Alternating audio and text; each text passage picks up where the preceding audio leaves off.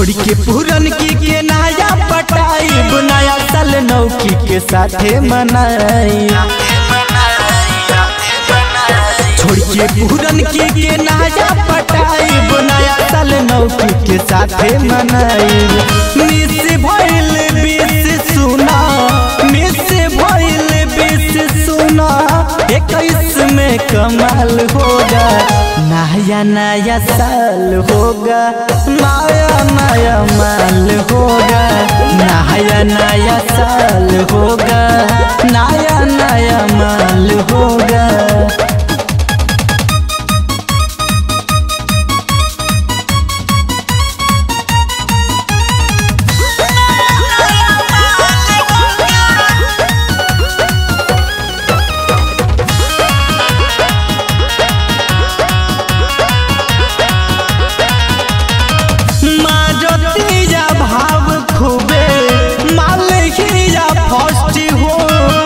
प्याज के बेकार करे होला बड़ा कष्ट हो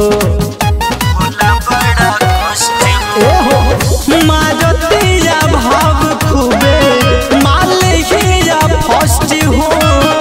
प्याज के बेकार कैलाश होला बड़ी कष्ट हो।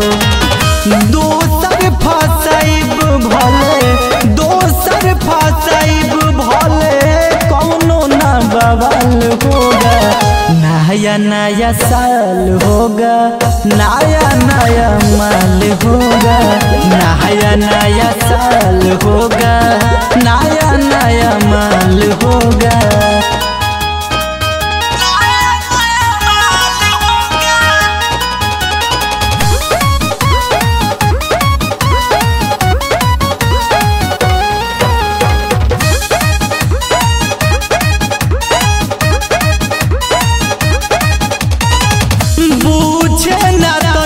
हमारा दिलवा के फील हो राजू रसीला संगे करतिया दिल हो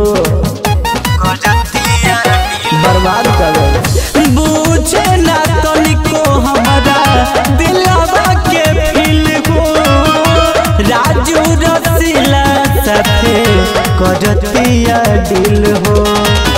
राहुल भोजपुरिया सोनू राहुल भोजपुरिया सोनू नया मिसाल होगा नया नया साल होगा नया नया माल होगा नया नया साल होगा नया नया माल होगा। छोड़ के पूरन की के नया पटाई नया साल नौकी के साथे मनाई।